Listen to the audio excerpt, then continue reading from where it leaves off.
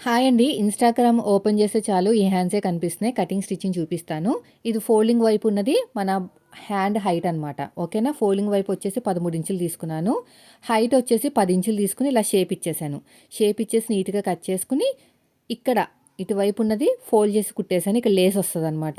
Full video ఉంది కావాలంటే చూడండి. ఇటువైపు నుంచి ఇలాగా నీట్‌గా ఫ్రిల్స్ పెట్టుకుంటూ వచ్చేసానండి మిడిల్ పాయింట్ వరకు. ఆ తర్వాత అక్కడి నుంచి పాదం వైపు పెట్టేశాను. ఇలా పెట్టడం వల్ల ఫ్రిల్స్ అనేవి చాలా నీట్‌గా వస్తాయి.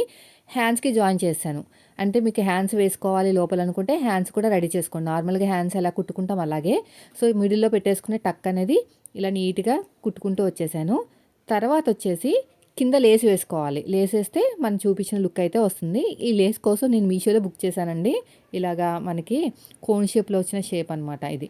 ఇలా నీట్‌గా కుట్టుకుంటూ వెళ్ళిపోయామంటే ఇంకా సరిపోతది మనకి. ఫినిషింగ్ అనేది నీట్‌గా వస్తది. ఫోల్డింగ్ వైపు ఉన్నది మాత్రం హ్యాండ్ హైట్ అనే అర్థం అండి.